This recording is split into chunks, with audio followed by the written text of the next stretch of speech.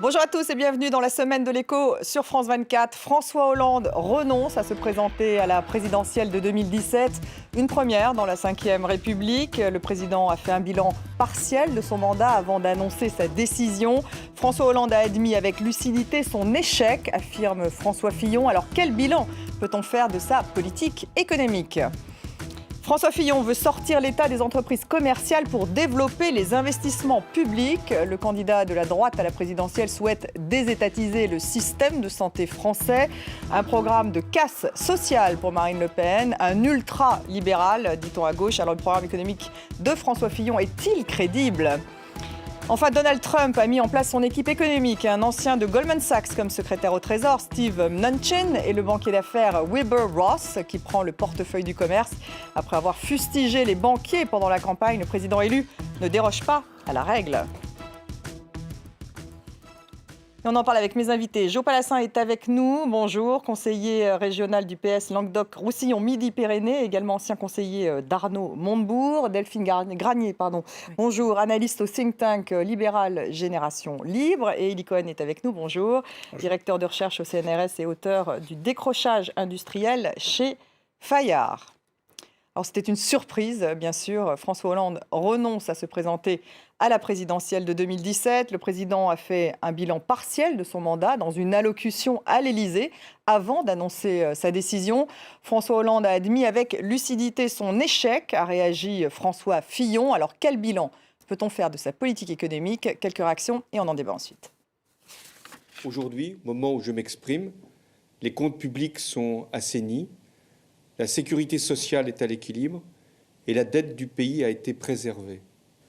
Les résultats arrivent, plus tard que je ne les avais annoncés, j'en conviens. Mais ils sont là. L'investissement, la consommation, la construction repartent. Et depuis le début de l'année, le chômage enfin diminue. Je ne veux pas faire le commentaire sur la personne, c'est un énorme aveu d'échec.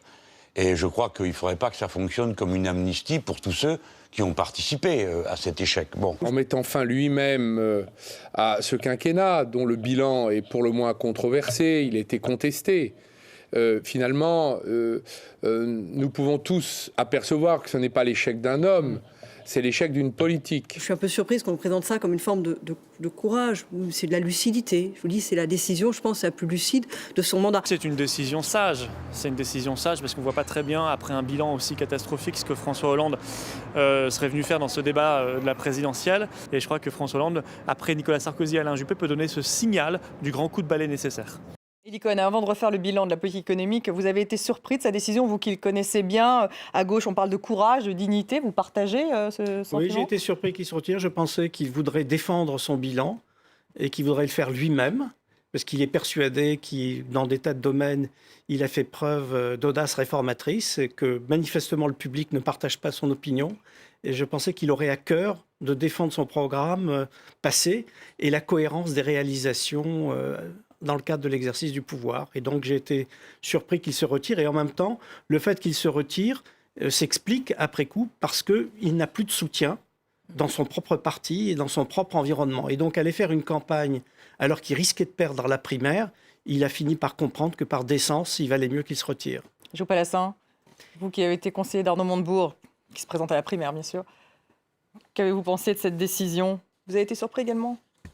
Non, pas surpris, parce qu'avec François Hollande, on pouvait s'attendre à toutes les décisions, y compris les plus dures. Parce que c'est aussi une décision dure. Demander à un personnellement, personnellement, et pour demander à un politique qui a consacré toute sa vie à cet engagement, de demander de ne pas aller au combat électoral, comme vous le disiez, pour défendre son bilan, je pense que ça a dû être une décision très très dure. Mais il l'a faite, et moi ce que je retiens aussi, c'est la décision de l'homme de gauche. Son argument, c'est de dire qu'à gauche, on a une boussole, c'est l'unité. C'est la seule façon pour la gauche en France de gagner une élection. Oui, il a mis en garde contre l'explosion d'ailleurs de la gauche. Contre l'émiettement, et il a dit « Ma candidature ne pourrait pas faire l'union et contribuerait à la division. Donc je n'y vais pas. » Et ça, c'est une décision d'homme de gauche. Delphine Garnier. Alors c'est vrai qu'en quelques semaines, on a eu Alain Juppé, Nicolas Sarkozy, François Hollande qui sont mis hors course de la campagne. Ouais. Oui, on a pour une fois les cartes qui sont rebattues de façon assez ambitieuse. Non, je pense que c'est une décision qui est plutôt sage finalement, et on peut aussi déjà saluer le fait qu'il l'ait prise, parce que d'autres n'ont pas su résister aux sirènes du pouvoir, et lui, a au moins la sagesse de savoir le faire. Maintenant, c'est vrai que ça ouvre une page assez surprenante. Il y a eu un rassemblement qui s'est fait à droite pour les primaires. Là, maintenant, les primaires de la gauche, on ne sait pas trop ce qui va se passer. Ça va être un peu ça reste l'émiettement. Ça va être la jungle. Elie Cohen, alors sur son bilan, parce qu'il est revenu sur son bilan, il dit qu'il a assaini les finances publiques. Donc certes, on est à 3,5% de PIB de déficit public, me semble-t-il. Donc c'est plutôt un bon chiffre. La dette augmente, en revanche. Elle ne baisse pas, contrairement à ce qu'il a pu dire. Sur le chômage, il y a quand même plus de chômeurs. J'avais 3,4 millions de chômeurs au lieu de 2,9 en mai 2012. Donc ça a augmenté, même si ça s'est stabilisé. Et la croissance, certes, il y a un mieux, puisqu'on était plutôt à 0% en 2012 et 1,3% en 2016. Donc finalement, il a sauvé les meubles, François Hollande. Il est effectivement un réformateur qu'on reconnaîtra plus tard dans l'histoire ou pas? Non, je crois que ce n'est pas comme ça qu'il faut voir les choses. Au départ, en 2011, il représentait une offre politique très originale à gauche.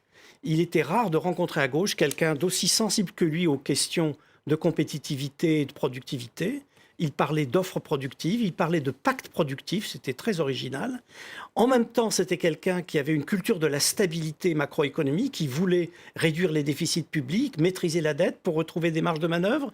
Et donc, c'était assez singulier. Et il se voulait le réformateur, c'est-à-dire celui qui, sans avoir fait un bas de Godesberg, prouverait que les socialistes, à l'épreuve du pouvoir, étaient capables de moderniser le pays pour tenir compte des enjeux de la mondialisation, de l'européanisation. Et avec une condition majeure, dans la justice sociale, c'est-à-dire en ne creusant pas les inégalités. Alors c'était l'intention. C'était ça son intention. Et au fond, la réalisation, ça a été une collection de demi-mesures. C'est-à-dire qu'il a voulu en permanence pratiquer une espèce de gradualisme, c'est-à-dire, oui, faire un mouvement en direction de la compétitivité, mais en même temps, comme il y avait des besoins financiers importants, c'était la politique du matraquage fiscal, donc c'était contradictoire d'une certaine manière. Et l'effet net n'était pas celui qu'il aurait pu souhaiter. Mais comme il avait cette double obsession de moderniser dans la justice sociale, au fond, ce qu'on peut dire, c'est que par rapport aux pays européens environnants, la France n'a pas pratiqué la thérapie de choc qu'ont pratiqué des pays comme l'Espagne. Donc il n'est pas allé assez loin. Il n'est pas allé clairement assez loin. Mais en même temps, la France n'a pas eu à subir les chocs sociaux et les traumatismes sociaux qu'ont vécu d'autres pays.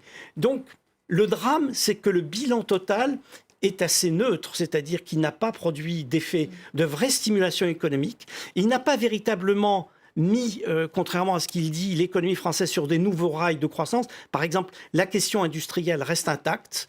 On continue à être pris dans le sandwich entre l'Allemagne qui a creusé l'écart et l'Espagne qui nous rattrape. Et donc, on a un vrai problème de spécialisation.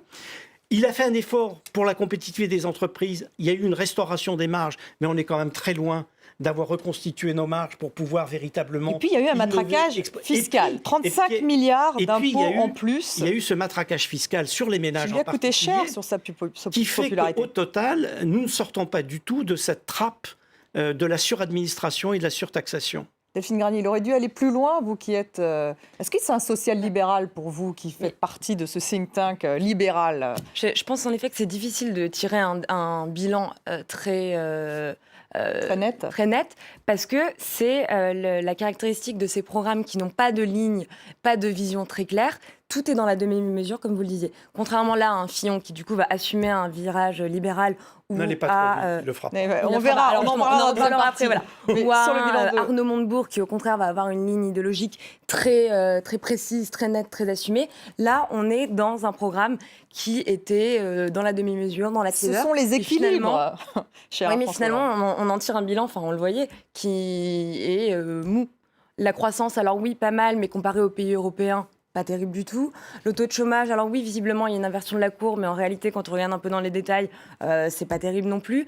Donc finalement, c'est un bilan qui est à l'image du quinquennat, un peu en avant, un peu en arrière, pas terrible. Jo Palassin, vous qui avez été proche de Montebourg, il a une ligne claire, Arnaud Montebourg, justement, c'est un social-libéral, François Hollande, face à Arnaud Montebourg? Non, je pense que ce dont on a souffert et ce dont le président de la République a souffert jusqu'au bout, sont des mesures contradictoires. C'est ce que vous avez indiqué. Je me souviens, pour nous, le grand Vous enjeu voulez du dire entre le quinquennat- discours politique du Non. Bourget et ensuite l'application de 2 ans après? Non, au sein de la politique gouvernementale. Nous, il y avait un grand enjeu qui était de construire une politique de l'offre de gauche. Que la gauche parle aux entreprises, connaissent le tissu productif et une politique dans ce domaine-là. Et donc, on défendait... des Souverainiste mesures- du côté de Arnaud Montebourg, avec des nationalisations. Ils voulaient nationaliser Florange, souvenez-vous. Donc Non, là, mais ils étaient ça, sur deux lignes ça, opposées. on pourrait revenir sur ces sujets-là. Il y a des mesures d'intervention, mais en tout cas, d'avoir une politique en faveur de l'offre. Et en même temps, ce sont des mesures qui coûtent un peu d'argent et qui supposent aussi qu'on ait une politique macroéconomique qui aille dans cette direction-là. Au même moment, il y avait parfois dans les mêmes réunions interministérielles des mesures d'augmentation des impôts qui à la fois allaient contrevenir à l'effet de la politique macroéconomique ambitieuse et d'autre part qu'elle allait nous coûter politiquement, qui allait donner lieu à un grand coup politique dans l'opinion. Alors justement, ce matraquage fiscal, Élie Cohen, on se souvient tout de même du débat à l'époque, c'était de dire mais si on baisse les dépenses publiques, l'impact sur la croissance sera plus important que si on augmente les impôts. Il y avait ça quand même en 2012 et c'est un peu la raison pour laquelle ils avaient choisi d'augmenter les impôts pour maintenir évidemment ce déficit public Non, l'idée de départ, conforme aux normes européennes. L'idée de départ, c'est qu'en instantané, il est impossible de couper massivement dans les dépenses. Et comme on a des besoins financiers, la mesure la plus rapide et la plus simple, c'est d'augmenter les impôts. Parce que là, la Mais rentabilité c'était une est erreur en immédiate. même temps. Enfin, il ne dit pas que c'est une erreur, lui, François Non, Hollande. non, mais simplement, le pari qu'avait fait Hollande, c'est que cette mesure serait corrigée très rapidement par la reprise de la croissance. Il s'est complètement trompé sur les rythmes et la dynamique de la Et au croissance. contraire, il a continué à matraquer chaque Voilà. année. Eh bien oui, parce qu'il fallait quand même assurer les équilibres. N'oubliez pas qu'il n'a pas voulu remettre en cause les politiques sociales, les modalités. Vous savez, quand on parle Et la règle imposée par Bruxelles. Entre bien guillemets. entendu. Il a voulu Donc, si vous voulez, rester il fallait qu'il dans- jongle avec les effets de modernisation qu'il voulait, les contraintes budgétaires et l'impératif européen. Et donc, ça conduisait à cette navigation à la godille qui faisait que certaines mesures prises, parfois, comme ça a été dit, lors des mêmes réunions, avaient des effets contradictoires. Effet contradictoire. Bon, on va voir si une mesure, un programme plus radical pourrait être crédible dans la deuxième partie, puisqu'on va parler du programme de François Fillon. Vous restez avec nous. On se retrouve juste après le journal.